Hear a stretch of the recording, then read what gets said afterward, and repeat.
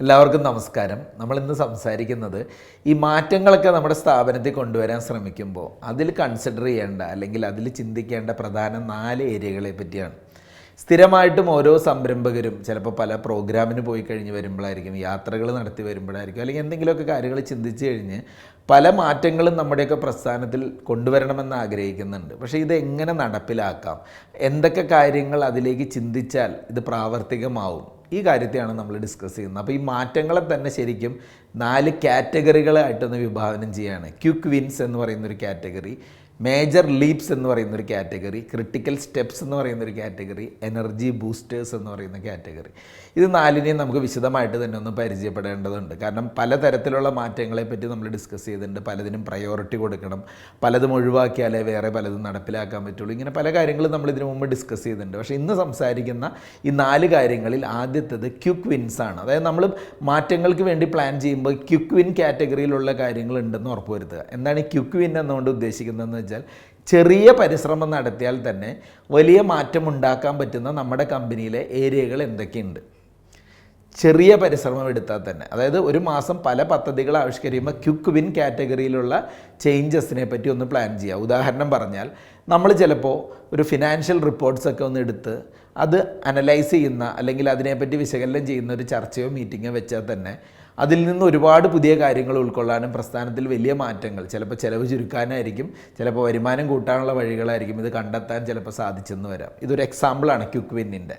രണ്ടാമത്തെ ഒരു തരം കാറ്റഗറി എന്ന് പറഞ്ഞാൽ മേജർ ലീപ്സ്. മേജർ ലീപ്പുകൾ എന്ന് പറഞ്ഞാൽ വലിയ ഇമ്പാക്റ്റ് ഉണ്ടാക്കാൻ പറ്റുന്ന, വലിയ കുതിച്ചുചാട്ടം ഉണ്ടാക്കാൻ പറ്റുന്ന കാര്യങ്ങൾ എന്തെങ്കിലുമൊക്കെ ചേഞ്ചസിൽ പ്ലാൻ ചെയ്യണം.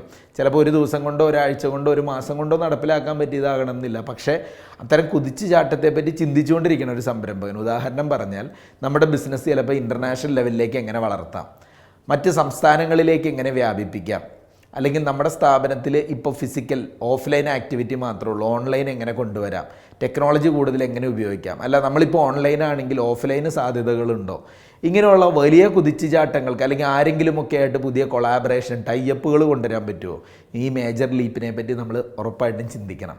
മൂന്നാമത്തെ കാര്യം ക്രിട്ടിക്കൽ സ്റ്റെപ്സ് ആണ്. ക്രിട്ടിക്കൽ സ്റ്റെപ്പുകൾ എന്നുകൊണ്ട് ഉദ്ദേശിക്കുന്നത്, നമ്മളിപ്പോൾ വലിയ തീരുമാനങ്ങൾ, വലിയ വിജയങ്ങൾ, പെട്ടെന്നുള്ള വിജയങ്ങളെ പറ്റിയൊക്കെ പ്ലാൻ ചെയ്തിട്ട് മാത്രം കാര്യമില്ല.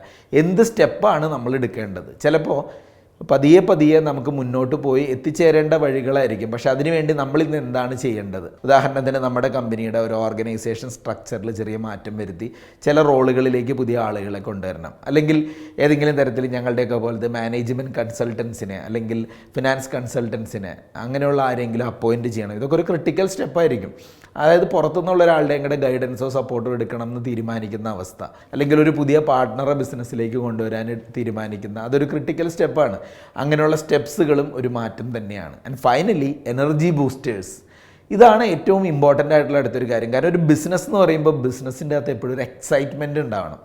ഒരു ഊർജ്ജസ്വലനായ ഒരു ബിസിനസ്സുകാരനെ മുന്നോട്ട് ഡ്രൈവ് ചെയ്യുന്നത് ഓരോ ദിവസവും ആ ബിസിനസ്സിൽ അദ്ദേഹത്തിന് ഉണ്ടാകുന്ന എക്സൈറ്റ്മെൻ്റ് ആണ്. അത് കെട്ടുപോകാതിരിക്കാൻ അത് നമുക്കും നമ്മുടെ കൂട്ടത്തിൽ നിൽക്കുന്ന ആളുകളെയും മോട്ടിവേറ്റ് ചെയ്യാൻ പറ്റുന്ന കുറച്ച് എനർജി ബൂസ്റ്റേഴ്സും നമ്മുടെ പ്ലാനിൽ ഉണ്ടാവണം. ഉദാഹരണം, നമ്മൾ ചിലപ്പോൾ ഇന്ന കാര്യങ്ങൾ അച്ചീവ് ചെയ്ത് കഴിഞ്ഞാൽ ടീമിന് മൊത്തം കൊടുക്കുന്ന ഒരു ട്രിപ്പായിരിക്കും, അല്ലെങ്കിൽ നമ്മൾ പുതിയൊരു ഓഫീസിലേക്ക് മാറാൻ തീരുമാനിക്കുന്നതായിരിക്കും. അതായത് നമുക്ക് ഇന്ന കാര്യം നടത്തിയെടുത്താൽ എന്തോ വലുത് സംഭവിക്കുന്നുള്ള ആ ഒരു എനർജി ബൂസ്റ്റേഴ്സ് നമ്മളെല്ലാവരെയും മുന്നോട്ട് നയിക്കുന്ന വലിയൊരു ഡ്രൈവാണ്. അപ്പോൾ ഈ 4 കാര്യങ്ങൾ മാറ്റങ്ങൾ കൊണ്ടുവരുമ്പോൾ ശ്രദ്ധിക്കേണ്ട കാര്യം, ഇതൊക്കെ വളരെ ഇമ്പോർട്ടൻ്റ് ആണെന്ന് പറയാൻ കാരണം, ഇപ്പോൾ ക്വിക്ക് വിന്നുകൾ നമ്മൾ മിസ്സായി കഴിഞ്ഞാൽ എന്ത് സംഭവിക്കുന്നു വെച്ചാൽ, എന്തെങ്കിലും ഒരു കാര്യം സംഭവിക്കണമെങ്കിൽ പിന്നെ കുറേ നാളെടുക്കും, അതിങ്ങനെ പ്രൊലോങ് ചെയ്ത് പോകും.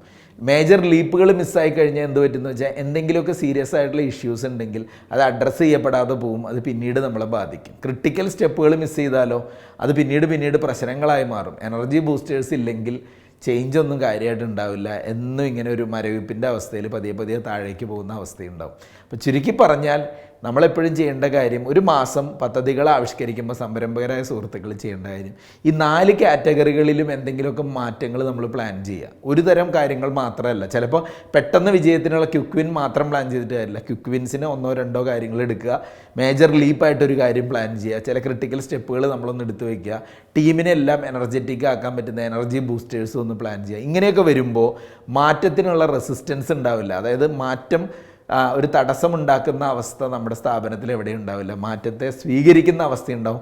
പുതിയ മാറ്റങ്ങൾ ഉണ്ടായാൽ മാത്രമേ ഓർഗനൈസേഷൻ എപ്പോഴും യങ് ആയിട്ട് അല്ലെങ്കിൽ വൈബ്രൻ്റ് ആയിട്ട് നിൽക്കുകയുള്ളൂ. എങ്കിലേ ഗ്രോത്ത് ഉണ്ടാവുള്ളൂ, ഇന്നത്തെ മാർക്കറ്റിൽ വിജയം ഉണ്ടാക്കാൻ സാധിക്കുകയുള്ളൂ. അപ്പോൾ ഈ കാര്യങ്ങളൊക്കെ ഒന്ന് ഉൾക്കൊണ്ടുകൊണ്ട് നല്ല മാറ്റങ്ങളുമായി മുന്നോട്ട് പോവുക. Thank you.